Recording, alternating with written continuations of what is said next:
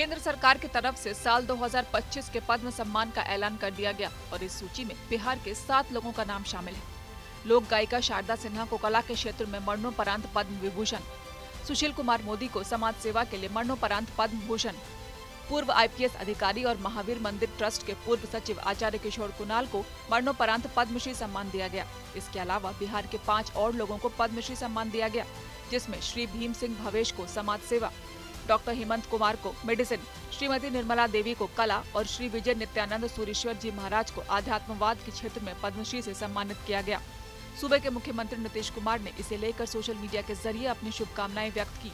उन्होंने लिखा कि बिहार कोकिला स्वर्गीय शारदा सिन्हा जी को कला के क्षेत्र में पद्म विभूषण, स्वर्गीय सुशील कुमार मोदी जी को लोक कार्य के क्षेत्र में पद्म भूषण एवं स्वर्गीय आचार्य किशोर कुणाल जी को सिविल सेवा के क्षेत्र में पद्मश्री का सम्मान मिलना बिहार के लिए गौरव की बात है। साथ ही श्री भीम सिंह भवेश जी को समाज सेवा के क्षेत्र में, डॉक्टर हेमंत कुमार जी को मेडिसिन के क्षेत्र में, श्रीमती निर्मला देवी जी को कला के क्षेत्र में और श्री विजय नित्यानंद सूरीश्वर जी महाराज को अध्यात्म के क्षेत्र में पद्मश्री से सम्मानित होने पर हार्दिक बधाई एवं शुभकामनाएं। आचार्य किशोर कुणाल को पद्म सम्मान मिलने पर उनकी बहू और एलजेपीआर के नेता शांभवी चौधरी ने इसके लिए केंद्र सरकार को धन्यवाद दिया और कहा, ये बेहद गौरव भरा क्षण है। इससे आचार्य के कार्यों को सच्ची श्रद्धांजलि मिली है। सबसे पहले तो गणतंत्र दिवस की हार्दिक शुभकामनाएं सभी देशवासियों को। हमारे लिए बहुत ही गौरव भरा दिन है। हमारे संविधान को 75 साल हो गए हैं और जनप्रतिनिधि होने के नाते हमारा ये फर्ज बनता है कि संविधान के जो भी आदर्श हैं, जो भी विचार हैं, उसको अपने कार्यों में ढालें और देशवासियों का भी एज सिटीजन्स एक देश के प्रति जो जिम्मेदारी है वो भी यही है कि संविधान को अपनी प्रेरणा मान करके अपने कार्य करें और संविधान के जो उसूल हैं उसको कायम रखें। आचार्य किशोर कुणाल को पद्मश्री से नवाजा गया है, क्या कुछ करेंगे?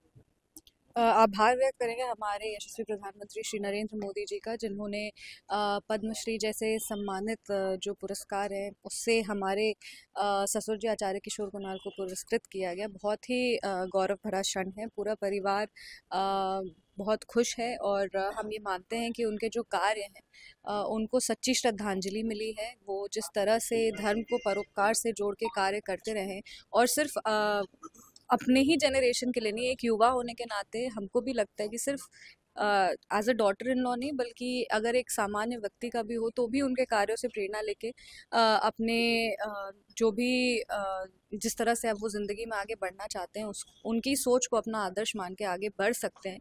क्योंकि हम लोग अक्सर देखते हैं आज के ज़माने में लोग धर्म के नाम पे लाठी उठाते हैं, धर्म के नाम पे लड़ाई झगड़ा होता है, हिंसा होता है। पर हमारे ससुर जी एक ऐसे व्यक्ति थे जिन्होंने धर्म के नाम पे अपनी नौकरी छोड़ दी और धर्म को परोपकार से, जन सेवा से, मानव सेवा से जोड़ते हुए अपना कार्य किया। वॉलंटरी रिटायरमेंट ले करके पूरी तरीके से जन सेवा में समर्पित थे। उनको और उनके कार्यों को, उनको जो भी वो काम करते थे उसको रिकग्नाइज करके भारत सरकार ने उनको पद्मश्री से सम्मानित किया गया। तो ये उनके लिए सच्ची श्रद्धांजलि है और हम लोग सब बहुत ज़्यादा गौरवान्वित महसूस कर रहे हैं। बिहार के मुजफ्फरपुर की निर्मला देवी को पद्मश्री से सम्मानित किया गया। निर्मला देवी को सुजनी कला के लिए ये पुरस्कार दिया गया। उन्होंने 1988 में सुजनी कला पर काम शुरू किया था और आज सुजनी कला से बिहार के 600 लोग जुड़े हैं। मुजफ्फरपुर और मधुबनी के आसपास इस पेंटिंग के काम से कई संगठन भी जुड़े हुए हैं। सुजनी कला में सुई के जरिए पेंटिंग की जाती है। इस पेंटिंग को पहले पुराने कपड़े पर किया जाता था, अब ये इतना प्रचलित है कि नए कपड़े पर भी इसे किया जाता है। सुजनी कढ़ाई के लिए इस्तेमाल किया जाने वाला कपड़ा महीन मलमल से बना होना जरूरी है। सुजनी कला 18वीं शताब्दी के आसपास प्रचलित हुई। उस वक्त महिलाएं अपने बच्चों के जन्म पर इसे तैयार करती थीं। सुजनी कला में कलाकार कपड़े पर सीधे सुई चलाते हुए अपना चित्र तैयार करता है। इस पेंटिंग में एक बार चित्र उकेरने के बाद दोबारा इस बात की गुंजाइश कम हो जाती है कि फिर से हूबहू चित्र ही तैयार होगा। पुराने जमाने में इस पेंटिंग को जमींदारों की बहुएं ही करती थी। ये पेंटिंग उनके लिए वक्त काटने और घरों के साजो सज्जा का भी एक जरिया था। इस कला के लिए सम्मानित की जाने वाली निर्मला देवी का कहना है कि सबको हमेशा अपने काम को अच्छे से करना चाहिए, तो एक दिन सफलता जरूर मिलती है। क्या कहें हम इसमें, हमको बहुत खुशी हो रहा है कि इतना दिन के संघर्ष आज हमको इस मुकाम पर पहुँचे। कब पता चला आप लोगों को?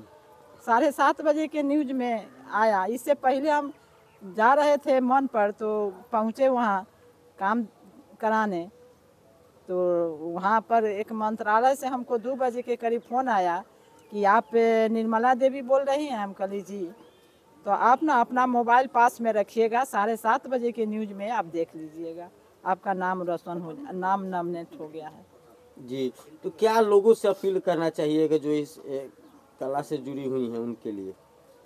उनके लिए तो हम यही अपील करेंगे कि इतना दिन हम काम किए तो आज इस मुकाम पर पहुँचे हैं। आप लोग भी अपना अच्छा से काम कीजिए और अच्छा से अगला साल जो फॉर्म भरेगी तो उसको हम भरवाएंगे और उनको भी ये अवार्ड मिले तो हमको बहुत खुशी की बात है कि हमसे नीचे वाली को भी मिली, लेकिन अपना खुशी से खुशी नहीं है, समाज के खुशी से खुशी है। कहाँ से इसकी शुरुआत की थी आप? 3 महिला से हम काम को शुरू किए। अदिति के बीजी श्रीनिवासन ने अदिति प्लान इंडिया में वो डायरेक्टर थी और हमको उसमें वो कंसल्टिंग पर काम दी। आज प्लान इंडिया में हमार भतीजा के बेटा काम कर रहा है 11 साल से, और उसको भी बहुत मानदान होता है क्योंकि समय से काम करता है। यदि कार्यकारिणी समय से काम करे तो उसको कार्यकर्ता को तो अच्छा जगह मिलवे करेगा। और जो महिलाएं आपके साथ जुड़ी हैं, लगभग कितनी महिलाएं होंगी जो आपके साथ जुड़ी हैं? शुरू में तो 7 साढ़े 7 सौ महिलाएं थी, लेकिन अभी तत्काल 2-2.5 महिला है जो कि हमारे साथ जुड़ी हुई है। 10 गांव से लेके हम काम करते हैं। गणतंत्र दिवस की पूर्व संध्या पर केंद्र सरकार ने पद्म पुरस्कार के लिए नामों की घोषणा की। शारदा सिन्हा समेत 7 हस्तियों को पद्म विभूषण सम्मान दिया गया, तो सुशील मोदी, पंकज उधास समेत 19 हस्तियों को पद्म भूषण सम्मान दिया गया। साथ ही आचार्य किशोर कुणाल सहित 113 हस्तियों को इस बार पद्मश्री से सम्मानित किया जाएगा।